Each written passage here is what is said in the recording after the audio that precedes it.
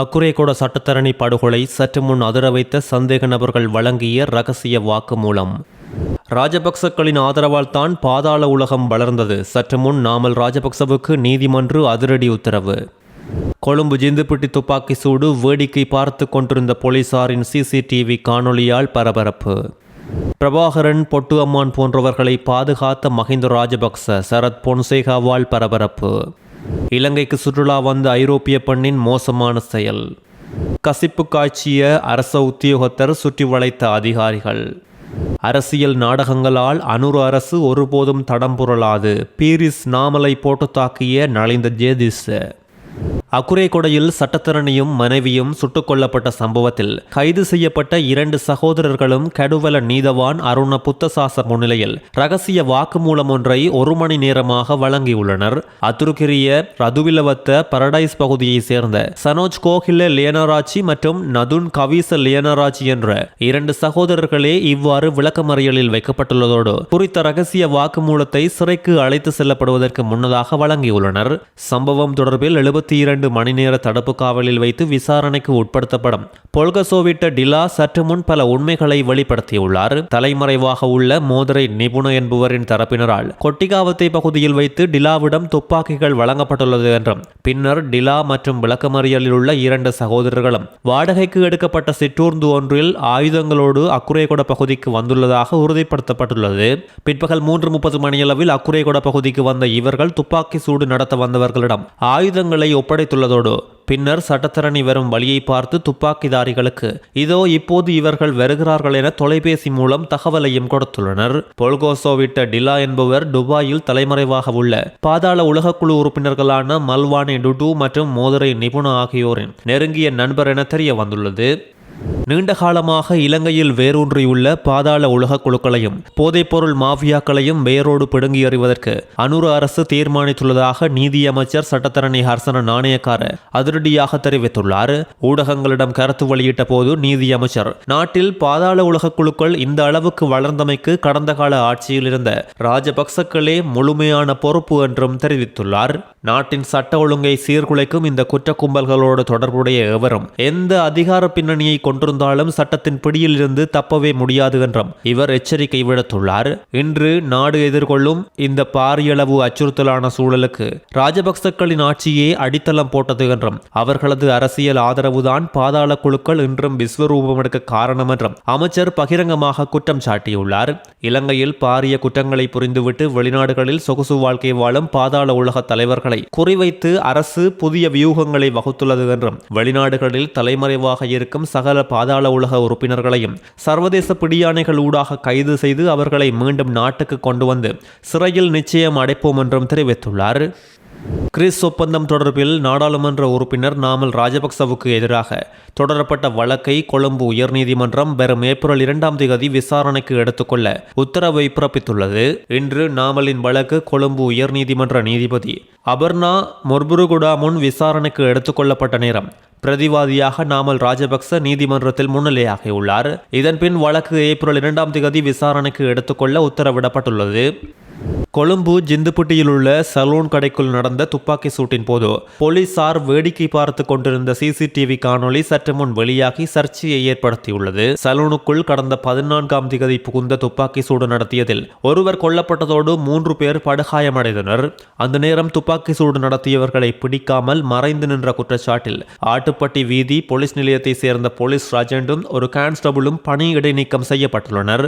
ரோந்து பணியில் அன்று இரவு ஈடுபட்டிருந்த குறித்த போலீஸ் அதிகாரிகள் துப்பாக்கி சூடு நடத்திவிட்டு ஸ்கூட்டரில் தப்பி சென்ற இருவரை நேருக்கு நேர் பார்த்துள்ளதோடு தப்பியோடியவர்களை அதிகாரிகள் தடுக்கவோ அல்லது கைது செய்யவோ முயற்சிகள் செய்யவில்லை என விசாரணைகள் உறுதிப்படுத்தியுள்ளது. அங்கிருந்த சிசிடிவி காணொலிகளை ஆய்வு செய்த நேரம் துப்பாக்கி ஏந்தியிருந்த போலீஸ் ராஜன் துப்பாக்கி சூடு நடத்தியவர்கள் தப்பி சென்ற போது அவர்களை நோக்கி ஓடாமல் தனது ஜீப் வண்டியின் கதவுக்கு பின்னால் ஒளிந்து கொண்டுள்ளமை தெரிய வந்துள்ளது. துப்பாக்கி சூடு நடத்தியவர்கள் தப்பி சென்ற போது அவர்களை பிடிக்காமல் இருந்தமைக்கு பின்னால் குறித்த போலீசாருக்கு ஏதேனும் தொடர்புகள் உள்ளதா என ஆராய்ச்சி செய்வதற்கு போலீஸ் அதிகாரிகள் விசாரணையை தொடங்கியுள்ளனர். கடமையை உரிய முறையில் செய்ய தவறிய 2 அதிகாரிகளும் கைது செய்யப்பட்டு நீதிமன்றத்தில் முன்னிலைப்படுத்தப்பட்ட பின்னர் பிணையில் விடுவிக்கப்பட்டுள்ளனர். இதனைத் தொடர்ந்து போலீஸ் தலைமையகம் இவர்களை பணியிடை நீக்கம் செய்த உத்தரவிட்டுள்ளது. 2008ஆம் ஆண்டு காலப்பகுதியில் முன்னெடுக்கப்பட்ட இராணுவ நடவடிக்கைகளுக்கு மஹிந்த ராஜபக்ச, கோட்டபாய ராஜபக்ச மற்றும் முன்னாள் கடற்படை தளபதி வசந்த கரண்ணாகொட ஆகியோர் திட்டமிட்டு இடையூறு விளைவித்ததாக முன்னாள் இராணுவ தளபதி ஃபீல்ட் மார்ஷல் சரத் பொன்சேகா பாரிய குற்றச்சாட்டை முன்வைத்துள்ளார். யுத்தத்தின் இறுதி நாளான 2009 மே 17ஆம் தேதியன்று நடைபெற்ற சம்பவங்கள் குறித்து தெரிவித்த பொன்சேகா, விடுதலை புலிகளின் தோல்வி உறுதியான நிலையில் அதன் முக்கிய தலைவர்களான பிரபாகரன் மற்றும் பொட்டு அம்மான் உள்ளிட்டோரின் உயிரை காப்பாற்ற ராஜபக்சக்கள் முயற்சி செய்ததாக வெளிப்படுத்தியுள்ளார். பாதுகாப்பு பேரவை கூட்டங்களின் போது தனது போர்க்கள வியூகங்களுக்கு முரணான திட்டங்களை அவர்கள் முன்வைத்ததோடு விடுதலை புலிகளை வெளியோயா பகுதியில் 4 திசைகளிலிருந்து முற்றுகையிடும் தன்னுடைய திட்டத்தை எதிர்த்து வவுனியாவிலிருந்து முல்லைத்தீவு நோக்கி நேரடியாக முன்னேறுமாறு அவர்கள் அழுத்தம் கொடுத்ததாகவும் இதன்போது பொன்சேகா வெளிப்படுத்தியுள்ளார். இவ்வாறான செயற்பாடுகள் இராணுவ வெற்றியை தாமதப்படுத்தி தன்னை மனச்சோர்வடைய செய்யும் ஒரு முயற்சியை என்று பொன்சேகா சுட்டிக்காட்டியுள்ளார். அத்தோடு சர்வதேச அமைப்புகளுடன் இணைந்து புலிகளின் தலைவர்கள் ஒரு 3வது தரப்பினரிடம் சரணடைவதற்கு பின்னணி வழிகளை ஏற்படுத்த ராஜபக்சக்கள் பேச்சுவார்த்தைகளை நடத்தியதாகவும் இது புலிகளை முற்றுமுழுதாக தோற்கடிக்க வேண்டும் என்ற தனது நேரடி உத்தரவுக்கு முரணானது என்றும் வெளிப்படுத்தியுள்ளார். அத்தோடு வெள்ளைக்கொடி விவகாரம் என்பது தமக்கு எதிராக திட்டமிட்டு உருவாக்கப்பட்ட ஒரு சதி என்றும் சரணடைந்தவர்களை சுடுமாறு தான் ஒருபோதும் உத்தரவிடவில்லை என்றும் சரத் பொன்சேகா வலியுறுத்தியுள்ளார். பிளவுபட்ட எதிர்க்கட்சிகள் எத்தனை தடவை ஒன்று கூடினாலும் தேசிய மக்கள் சக்தி அரசின் தூய்மையான அரசியல் பயணத்தை தடுக்க முடியாது என்று அமைச்சரவை பேச்சாளர் அமைச்சர் நலிந்த ஜேதிச அதிரடியாக தெரிவித்துள்ளார். மக்கள் குரல் அமைப்புக்கும் ஸ்ரீலங்கா பொதுஜன பெரமுனவுக்கும் இடையில் நேற்று பத்திரமுல்லையில் உள்ள நெலும் மாவட்ட கட்சி தலைமையகத்தில் நடந்த சந்திப்பு குறித்து அமைச்சர் இதனை தெரிவித்ததோடு கடந்த காலங்களில் வெவ்வேறு கொள்கைகளுக்காக பிரிந்து சென்றவர்கள் தற்போது தேர்தலை குறிவைத்து மீண்டும் ஒன்றிணைவது மக்கள் நலனுக்காக இல்லை, தங்களின் அரசியல் அதிகாரத்தை தக்க வைத்து கொள்ளவே என்று இவர் தெரிவித்துள்ளார். தேசிய மக்கள் சக்தி அரசு முன்னெடுத்து வரும் ஊழலுக்கு எதிரான விசாரணைகளில் இருந்து தப்பித்துக் கொள்ளவே இந்த அவசர கூட்டணிகள் அவர்களால் உருவாக்கப்படுவதாகவும் மக்கள் இவர்களை ஏற்கனவே நிராகரித்து விட்டதாகவும் தெரிவித்துள்ளார். பேராசிரியர் GL பீரிஸ் போன்றவர்கள் ஒருபுறம் சஜித் பிரேமதாசவை சந்திக்கின்றார்கள், மறுபுறம் ராஜபக்சக்களின் தலைமையகத்துக்கு செல்கின்றார்கள். இவர்களுக்கு நிலையான ஒரு கொள்கை என்பதே இல்லை என்றும் இவர்களின் நோக்கம் மீண்டும் அதிகாரத்தை பெற்று தங்களின் பழைய சலுகைகளை பாதுகாப்பதே தவிர மக்களின் குரலாக ஒலிப்பதில்லை என்றும் தெரிவித்துள்ளார். இவ்வாறான அரசியல் நாடகங்களால் ஜனாதிபதி அனுரகுமார திசாநாயக்க தலைமையிலான அரசு ஒருபோதும் தடம் பொருளாது என்றும் திருடப்பட்ட மக்கள் சொத்துக்களை மீட்கும் பணியும் ஊழல்வாதிகளுக்கு தண்டனை பெற்றுக் கொடுக்கும் நடவடிக்கைகளும் எவ்வித தடையுமின்றி தொடரும் என்றும் அமைச்சர் நலிந்த ஜேதிச இதன் போது தெரிவித்துள்ளார். நேற்று மாலை பண்டாரவளையில் மோட்டார் சைக்கிள் விபத்தில் சென்ட் தோமஸ் கல்லூரியின் ஆங்கில பாட ஆசிரியரும் பல்கலை ஆற்றல் மிக்க படைப்பாளியுமான செல்வி சண்முகவேல் பிரசாந்தி உயிரிழந்துள்ளார்.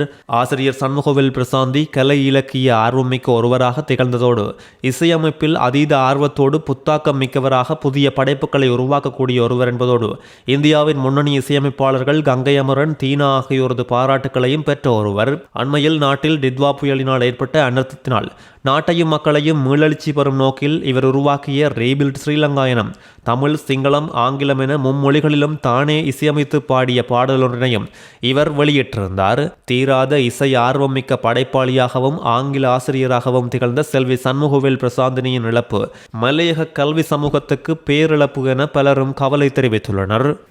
மட்டக்களப்பு நாவட்குடா பகுதியில் வீட்டில் நுட்பமான முறையில் கசிப்பு காய்ச்சி விற்பனை செய்து வந்த ஓய்வு பெற்ற விவசாய திணைக்கள உத்தியோகத்தருக்கு மட்டக்களப்பு நீதவான் நீதிமன்றம் இன்று 26,000 ரூபாய் தண்டப்பணம் விதித்துள்ளது. கடந்த 15ஆம் தேதி கிடைத்த தகவலை தொடர்ந்து மதுவரி திணைக்களத்தின் மதுவரி பரிசோதகர் காண்டீபன் தலைமையிலான குழுவினர் நாவட்குடா அம்பாள் வீதியில் திடீர் சோதனை நடவடிக்கையினை முன்னெடுத்த போது வீடு ஒன்றில் ஹேஸ் அடுப்பில் ஸ்ரீமர் வைக்கப்பட்டு நுட்பமான முறையில் கசிப்பு உற்பத்தி செய்யப்பட்டு விற்பனை செய்வது கண்டறியப்பட்டுள்ளதோடு சுற்றி வளைப்பில் கசிப்பு காய்ச்சுவதற்கு பயன்படுத்தப்பட்ட பொருட்கள் மற்றும் 1,200 மில்லிலீட்டர் கசிப்பும் மீட்கப்பட்டுள்ளது.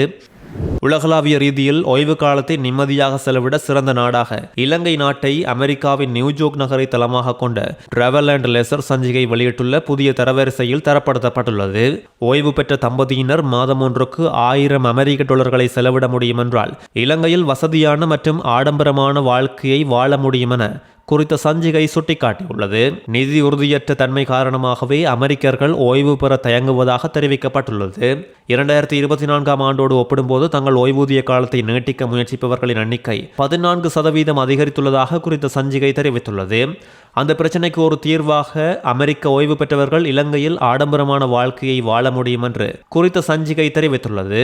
இதற்கு காரணம் உணவு, தங்குமிடம் மற்றும் போக்குவரத்து வசதிகள் அனைத்தும் மலிவான விலையில் இலங்கையில் கிடைப்பதே காரணம். ஐரோப்பிய நாடொன்றிலிருந்து இலங்கைக்கு சுற்றுலா வந்த பெண்ணொருவர் விலை உயர்ந்த புகைப்படம் ஒன்றை கொள்ளையிட்ட நிலையில் கைது செய்யப்பட்டுள்ளார். 52 வயதுடைய ஸ்வீடன் நாட்டு பெண் காலி உணவட்டுண பகுதியில் உள்ள சுற்றுலா பயணிகளுக்கான கடையில் புகைப்படத்தை திருடிய குற்றச்சாட்டில் கைது செய்யப்பட்டுள்ளதோடு 15,500 ரூபாய் மதிப்புள்ள புகைப்படத்தை திருடியதற்காகவே சந்தேக நபர் மீது முறைப்பாடு செய்யப்பட்டுள்ளதாக கபாரதுவ போலீசார் தெரிவித்துள்ளதோடு விசாரணையின் பின் புகைப்படம் மீளப் பெறப்பட்டுள்ளது.